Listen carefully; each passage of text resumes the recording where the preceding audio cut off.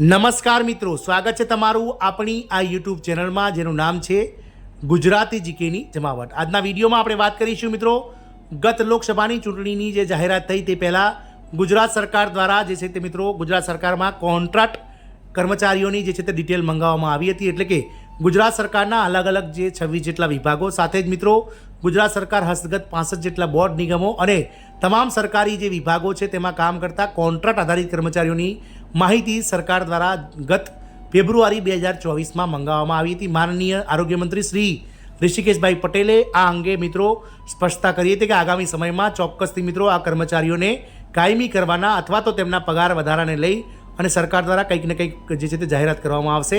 અને તમામ અટકળો વચ્ચે મિત્રો લોકસભાની ચૂંટણી પૂર્ણ થઈ જતાં આદર્શ આચારસંહિતા પૂર્ણ થતાની સાથે જ રાજ્ય સરકારે કોન્ટ્રાક્ટ એમ્પ્લોઈઝને રેગ્યુલરાઇઝેશન એટલે કે કોન્ટ્રાક્ટ કર્મચારીઓને કાયમી કરવાનું જે છે તે મિત્રો એક પરિપત્ર બહાર પાડ્યો છે। અને જાણીએ મિત્રો આજના વિડીયોમાં કે કોન્ટ્રાક્ટ કર્મચારીઓને કાયમી કરવાથી કઈ કઈ સુવિધાઓનો લાભ મળશે અને સરકાર દ્વારા કઈ યોજના અંતર્ગત આ કર્મચારીઓને કાયમી કરાશે, તમામ માહિતી આજના વિડીયોમાં આપ સુધી પહોંચાડીશું। તો વિડીયોના અંત સુધી બના રહેશો અને જો તમે અમારી ચેનલમાં નવા હોય તો અમારી ચેનલને સબસ્ક્રાઇબ કરી બાજુમાં રહેલું બેલ આઇકોન દબાવી ઓલ નોટિફિકેશન ઓન કરી લેજો, જેથી કરીને ચેનલ પર મૂકવામાં આવતા વિવિધ ભરતીઓના નોટિફિકેશન, વિવિધ ભરતીઓના પરિણામ, જીકેના વિડીયોઝ, સરકારી કર્મચારી પેન્શનર્સ અને યોજનાને લગતા આવા પરિપત્રો તમને સરળતાથી અમારા ચેનલના પ્લેટફોર્મ પરથી ઉપલબ્ધ થઈ જાય।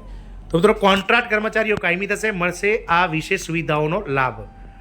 સરકાર દ્વારા કોન્ટ્રાક્ટ કર્મચારીઓ માટે ઘણા વચનો અને દાવા કરવામાં આવે છે, પરંતુ તેને ગ્રાઉન્ડ લેવલ સુધી પહોંચતા ઘણા વર્ષો લાગે છે। કોન્ટ્રાક્ટ કર્મચારીઓ લાંબા સમયથી તેમની કાયમી નોકરીની રાહ જોઈ રહ્યા છે, પરંતુ હજુ સુધી કોઈ નક્કર પહેલ કરવામાં આવી નથી।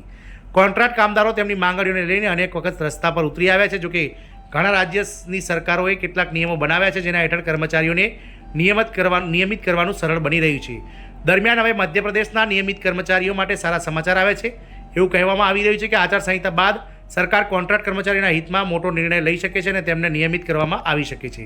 ઘણા મીડિયા અહેવાલોમાં એવું કહેવામાં આવ્યું હતું કે રાજ્ય સરકાર દ્વારા હાલમાં ચૂંટણી પર ધ્યાન કેન્દ્રિત કરવામાં આવી રહી છે અને આદર્શ આચારસંહિતાના અમલમાં છે। આવી સ્થિતિમાં સરકાર કોઈ મોટો નિર્ણય લઈ રહી નથી। 4 જૂન પછી કોઈ મોટો નિર્ણય લઈ શકશે। આ સિવાય રાજ્ય સરકાર તમામ કોન્ટ્રાક્ટ પરના કર્મચારીઓને એનપીએસનો લાભ આપવા જઈ રહી છે। નાણાં વિભાગે આ માટે સંપૂર્ણ તૈયારીઓ કરી લીધી છે અને આચારસંહિતા પૂર્ણ થતાની સાથે જ આદેશ પણ જારી કરી શકશે।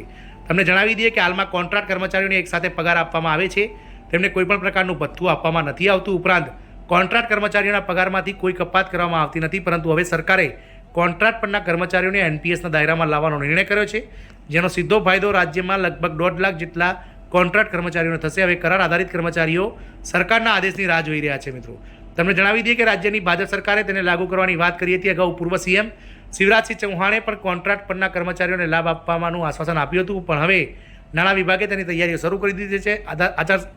આદર્શ આચારસંહિતા પૂરી થતાની સાથે તમામ કોન્ટ્રાક્ટ કર્મચારીઓને નેશનલ પેન્શન સ્કીમમાં દાયરામાં લાવવાનો આદેશ જારી કરી શકાય છે।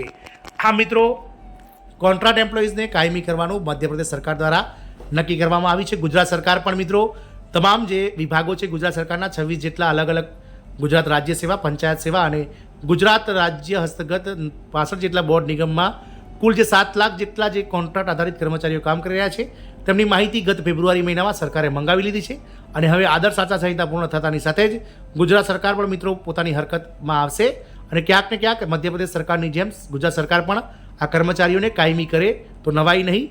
તો મિત્રો કોન્ટ્રાક્ટ આધારિત કર્મચારીઓ માટે આ ન્યૂઝ ખૂબ જ આશાસ્પદ છે। જય હિન્દ, અસ્તુ।